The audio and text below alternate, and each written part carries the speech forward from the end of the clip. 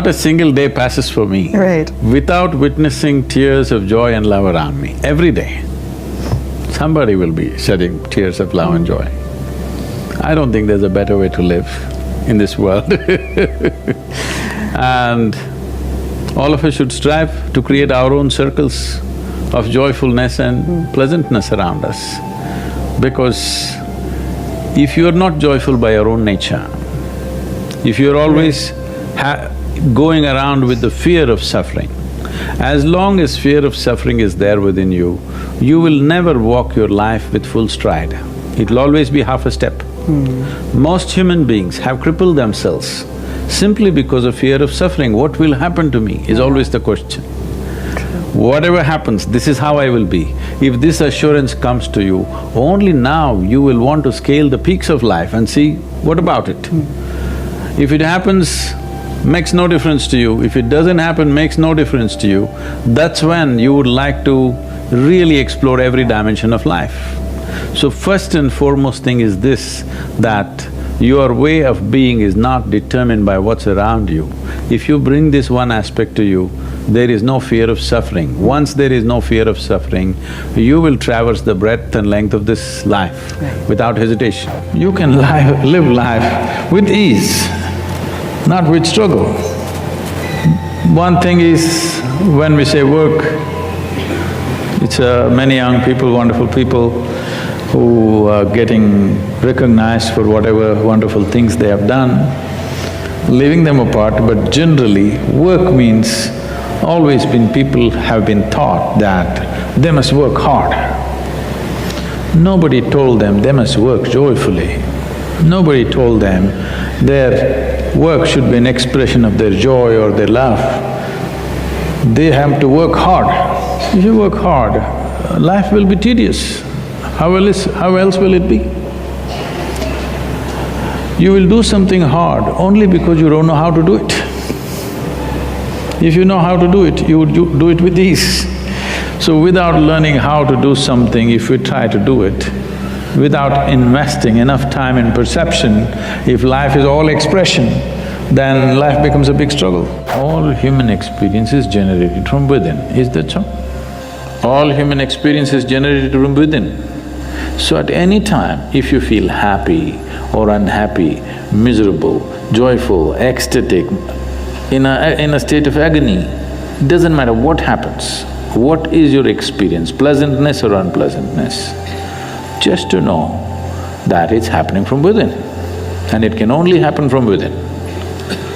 You can either take external stimuli or you can create your own stimuli, but essentially it happens from within. This one thing, if it is not grasped, when you feel miserable, if you think it's this one, you're gone. You're just… the keyboard is here, but you're punching the wall. This is not going to work. This one basic fundamental thing is something that almost 90% of the humanity is always doing it wrong. Whenever they feel miserable, they think it must be this one or that one or that one or that one. Now, all human experience is generated from within. If something is feeling unpleasant, first thing is to look at this. What am I doing wrong with this? Am I eating wrong? Am I sleeping wrong? Am I sitting wrong? Am I breathing wrong? Is my heart beating wrong? Something… my very chemistry is wrong. Something is wrong with this, not with that. So the moment you think by kicking the wall you can fix this one, then you made a fundamental mistake. The harder you try, the further away from it you go. The first thing is to bring balance. Once there is balance, then you can build a tower on top of this. If there is no balance, whatever you build will only lead to more trouble. The more basic you are, the better it is. So this is what a whole lot of humanity is seeking, somehow to remain basic. Because if you build something, it feels terrible when there is no fundamental balance. Anything standing up without balance is a big problem. When the result of an event has no impact on you, both ways you blissed out, you are a success. When the fruit of the action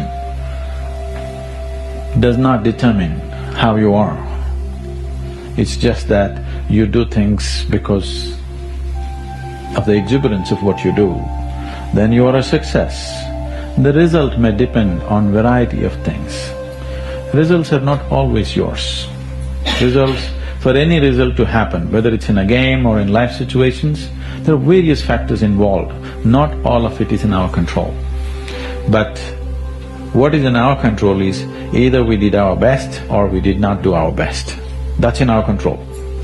As long as we're doing that, and whatever the result may be, if you are still blissed out, that means you are a success because life cannot defeat you anymore. Don't become a slave to somebody's idea. At least have your own idea. You have no idea of your own. Don't deceive yourself. Every idea, every thought, every emotion, every value that you have is picked up from somewhere and it rules you from within. It rules you from within. Your religion, your society, your culture has trained you to believe that this is it.